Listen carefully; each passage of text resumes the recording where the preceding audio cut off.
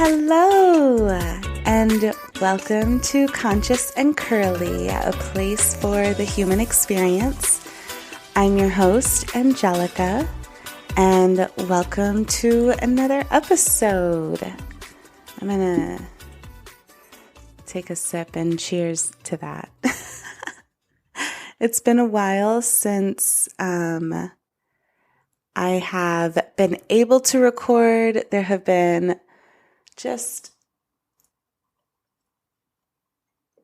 sorry, I had to pause for the cause. Just some things going on, not like serious things. So let's get into the catch up. My mom and my sister are out of the country and in Italy right now, which is beautiful. And I'm very happy for them.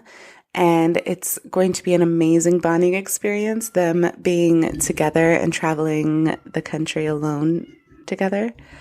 But with that means my regular sitters and my regular just like village of people that help me with my children are not here. So I'm forced to do a lot of this just on my own, for like a week, a few days, like a week.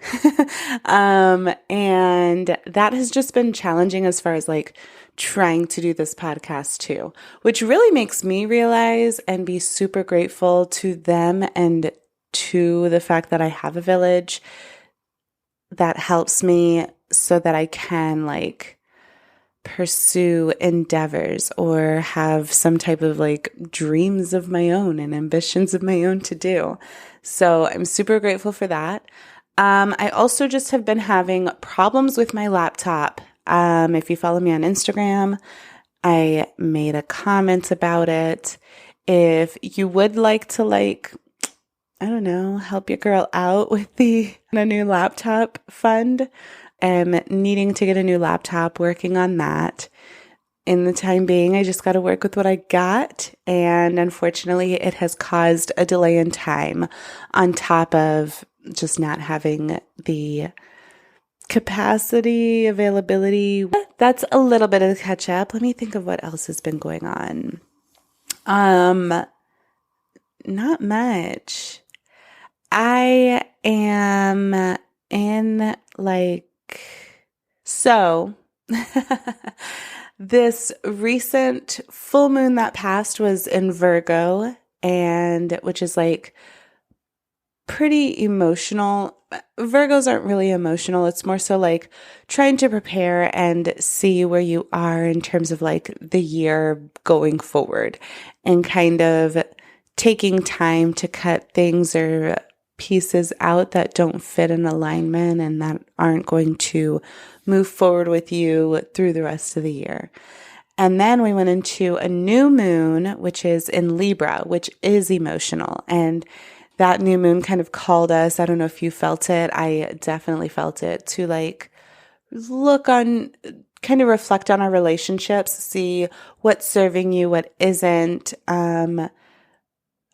Kind of, again, trimming the fat or just recognizing what really is benefiting you and why you are really keeping things in your life or people in your life. And both of those moons and just the emotions and my natural, draw to them just caused a lot. I've been dealing with a lot internally and a lot of just reflecting on exactly what I'm supposed to be, like emotions and relationships and people who are in my life. And it's been very eye-opening and amazing. And it's really cool to like just fall into this trust of like the timing of everything and that I am exactly where I need to be, and everything that's happening naturally is exactly what's supposed to be for me because of other work that I'm doing naturally every day in my day-to-day life. But I don't know, just trusting that and seeing how that plays out is super dope, so to speak. With that, speaking of the moon, I last night. This full moon was on a Sunday. And the new moon was on a Sunday. And the day after the new moon, I did a new moon ritual. If you guys are interested in that, let me know. I would gladly share that or even have an episode dedicated to that where we just do a ritual together. Or I'm also thinking Patreon content, but feel free to engage with me and let me know. I did this new moon ritual, and the new moon is very much about setting intentions. And it just felt good to align myself and to really put forth work and really focus on setting intentions and putting energy out there. And yeah, it also just helps and opens up and makes me be hopeful and realize other possibilities or other opportunities, which feels really good and is a really enlightening feeling. And I think that's it for catch up. That's the world of Angelica. Anything interesting as far as my social life? No. Unfortunately, a dear friend of mine and classmate passed away recently, and we held service for him. I miss him, and that was really hard. Rest in peace, Richie. So with that, I got to see a lot of friends that I haven't been able to see, and naturally we got together, spent time together, paid homage to him, and that was really nice, and that felt really good. So I did that. And yeah, that's about it for catch up. So we're going to get into our food for thought. If you guys have any, crazy information about people, this experience, anything, feel free to DM me, email me. All my information is in the description. I also just drop it throughout the episode, but feel free to reach out to me and share your own little tidbits. I will gladly shout you out if you want to. If you don't, I don't have to shout you out either. But, I have random food for thought, but I would like some cushion of information if anybody wants to send me some.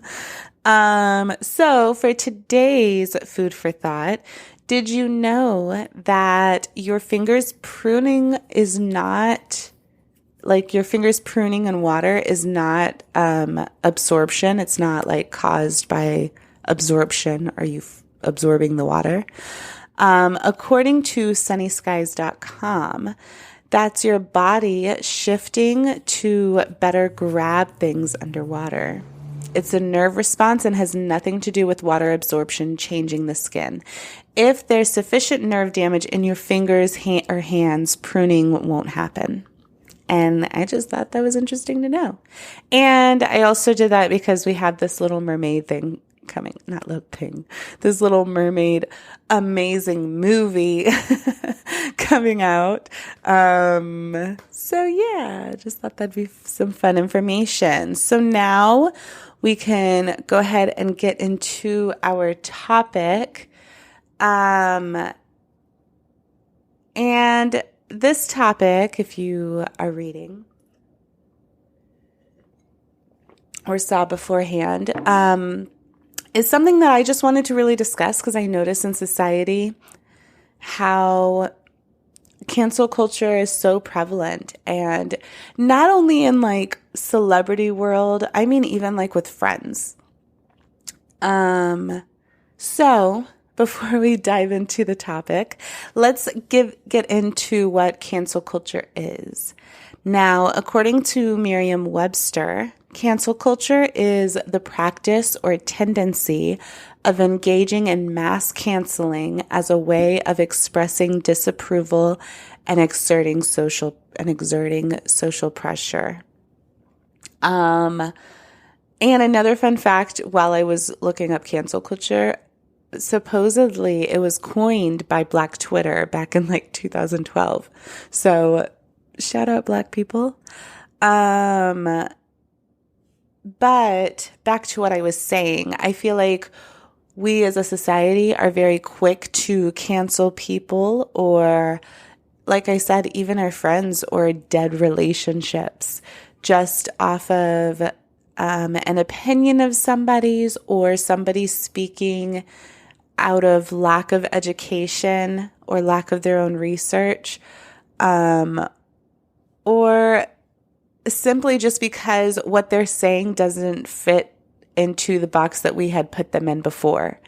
And I kind of wanted to bring awareness to this because I recognize and I realize that we as people always want and expect others to not hold us in a box, and to understand that we have multiple ideas, or that we are even evolving. If we say something, I have even said something that maybe would get me canceled, or before I truly did research and understood, growing up Catholic, really was against abortion and really thought that it was something as simple as killing a baby. I have grown from then, and through experience, through further research, I now know the true depth of that, and that it's not as simple as that, and that it is something that a woman should have a right to decide on her own. How I feel about that is up to me, but I don't believe it should be something that's constitutionally illegal or that we lose a right of.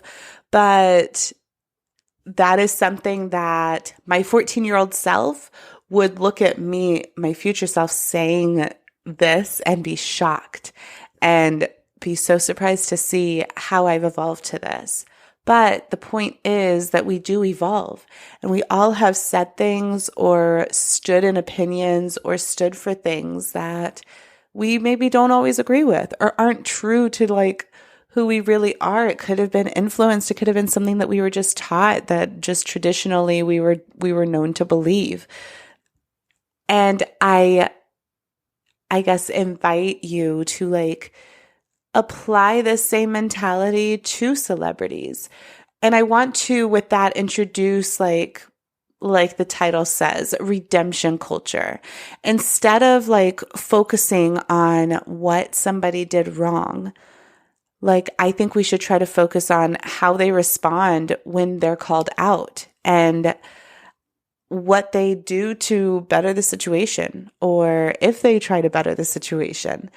And if you really look, there's been a lot of situations which people have done those things. They have responded in a responsible, accountable way when being called out. And they have also made effort when being called out to better the situation. Yet there was never any light shined upon it. It was never called, like, shown as an example of like, this is how we're supposed to respond to this. Instead, it just kind of was slipped under the rug. That person, so that situation that I'm thinking of, the one that comes to my mind, and who really inspired me feeling so passionately about a redemption culture, is Louis C.K. I'm not sure if you're aware, but back during the whole Me Too movement, I think that was like 2015, Louis C.K. was a celebrity who was called out. And he was called out for, now, I don't know if I have to put like allegedly in front of these. I'm just going to add a lot of allegedlys because I don't know if he's ever been convicted of these things, and I don't want to be like, I don't know, incorrect. So he allegedly was like publicly masturbating in front of women. There were fans of his who allegedly got into his hotel room. He invited them in, and he exposed himself and then proceeded to jack off. And with that, that is a form of like sexual assault and sexual harassment. So they apparently had held it in and didn't know how to feel about the situation. eventually came out during the Me Too movement. They felt empowered because other people were coming out, spoke on it, and he was virtually canceled in every way. And he actually responded. Most celebrities have not responded when they're called out, or they respond in victim shame. He responded and actually admitted and took full ownership of everything that was said about him and said, I did do these things, and I'll summarize what he said. You can look up his statement. It's a true release statement that I highly recommend people look up. But he ended up saying, I've spent a career speaking and having everybody hear what I have to say. And he said, I think it's time that I sit back and I shut up and listen. And to me, I felt like that was the perfect response as somebody who hasn't felt heard, as those girls probably didn't. I don't know if it was enough for them to truly feel justified. I think that for me, as a person who did cancel him, who was a fan of his, saw what he did to women and was very upset and disappointed, and was like, great, now I guess I feel a way about Louis C.K. But when seeing his response was now conflicted, I was like, wait a minute, but he kind of did everything we could have asked him to do about it and didn't know how to feel about that. Now, fast forward to Louis C.K.'s career today. He is canceled in mainstream society and Hollywood. He's basically blacklisted. You won't see him on network television. The man has such a high fan base, and probably realists who feel the same way I feel, who to where he can he has his own platform, and he drops YouTube specials or comes out with his own specials via his own platform and is able to have his career go on that way. I just felt like that was an opportunity that we as society, like I said, could have now had an example of how you should respond in this situation. And we really didn't do anything with that. And we have had so many others. I don't know about so many others. Let me not exaggerate. Just because the woman in me who's been wronged by so many men has to be yeah, but men are still men. There haven't been that many. I digress though. But even recently, Shia LaBeouf, he has a horrible history with a few of his exes, one famous one, FK Twigs or FKW Twigs. I don't remember her name. FK Twigs. And I don't know. He harassed her, assaulted her allegedly. I believe held her hostage allegedly. And that was probably a year ago, 2 years ago when that came out. And Homeboy has been silent on that since it came out. Like I said, that's how people usually are. But since that, he's kind of been canceled, at least amongst the women community. I believe a lot of people know about it. They may not know details of why he's been canceled, but a lot of people are like, oh yeah, he's not a good guy and an alcoholic. And the real reason is because of everything that's come out from her experience. But recently, Shia LaBeouf was on a podcast and owned up to everything and admitted to everything that he did, admitted to the role that she played in his life and the role that he realizes he played in her life, and was emotional about it. And to me, showed real redemption. It showed at least that he's been doing some of the work to truly talk about it. I believe he's sober now, which is also a step in evolving from that space to being better than that space. And that's another situation that I just feel like we should highlight and be look, this is an example of how we can handle the situation. And I just don't see that. So I guess this is me doing it and saying, I invite you to do the same thing, whether it be amongst your friends, amongst how you view celebrities, or maybe even accepting and coming to terms with the fact that sometimes bad people do good things and sometimes good people do bad things, and notice where you fall in that. how do you identify as a good person or a bad person? And do you yourself recognize that you've done good or bad things? I'm sure you do. And I invite you to, again, give others the same grace that you are giving yourself. And know that shame is a normal human emotion, and we're supposed to feel shame. I feel like we run so much from feeling shame. Even as somebody who has felt shame and doesn't want to be called out on my badness, I feel it, but I have come to a space where I accept that it's normal, and I accept that there's probably a lesson in this shame, and there's a reason I'm feeling this way. So I just invite you to do the same. And I'm not saying like bad things don't get said or done, and that there's not evil out there or people that should be canceled. R. Kelly is somebody who I believe should stay canceled because homeboy shows no remorse. He takes no ownership for what he's done.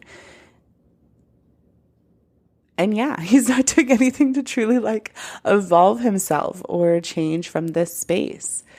But I invite you to recognize people who do, or to at least hold space to be open to see the moments in which people do, and to not hold people in one space and time, just like you don't want to be held in one space and time. And yeah, that's my thoughts on cancel culture versus redemption culture. I would love to hear how you feel about that. I would love to hear your thoughts if this is something that you recognize within yourself, if you've been canceled for something and you would love for people to recognize your growth or whatever you want to share. I would love to share with you. We've all been there. We've all done the same. And I really would like this to be like a community and like a tribe. I just used that word, right? Village, tribe, same thing. Of all of us who just recognize our humanness and speak on our humanness and give grace to others for their humanness. Yeah. And that's all I have to say about that topic. Again, if you have any information if you have any stories you'd like to share, any 2 cents you'd like to drop, you can leave a comment if you're watching on YouTube. If you are listening on any of the many platforms I'm streaming on, you can leave a comment there too, or email me, askconsciousandcurly@gmail.com.